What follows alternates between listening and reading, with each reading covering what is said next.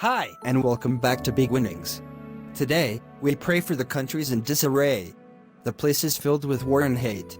And we lift up a prayer for love, peace, and compassion to flood the darkest parts of this world. Let us begin.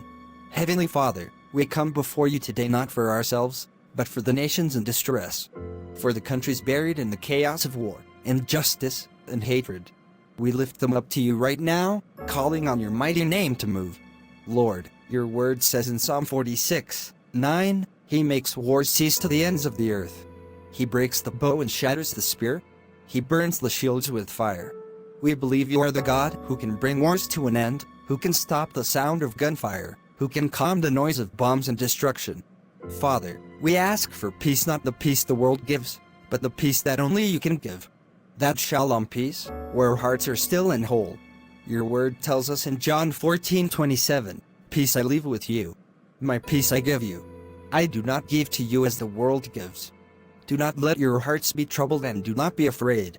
Lord, there are so many broken hearts right now in Syria, Ukraine, Sudan, Gaza, Haiti, and other places we may never even hear about.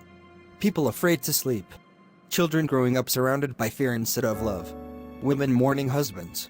Families torn apart.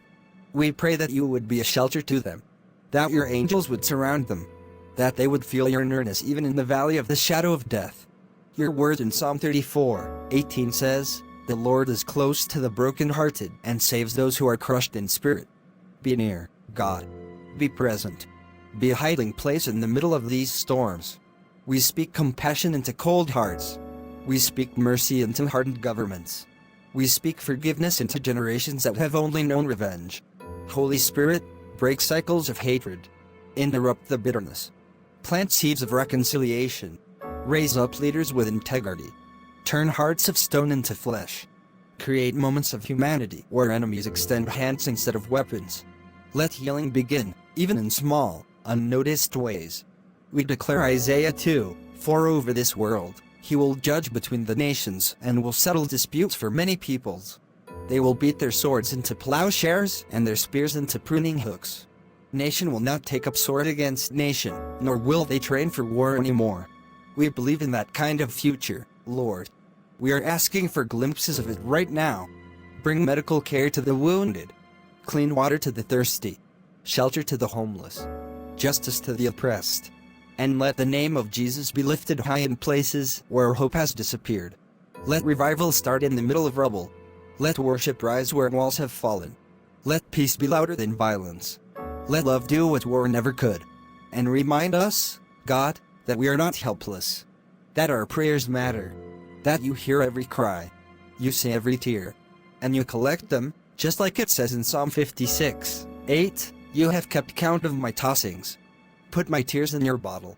Are they not in your book? So we stand in the gap. We intercede. We plead the blood of Jesus over these lands. We ask for miracles in the Middle East, comfort in Africa, mercy in Latin America, peace in Asia, revival in Europe, and healing in our own backyards too.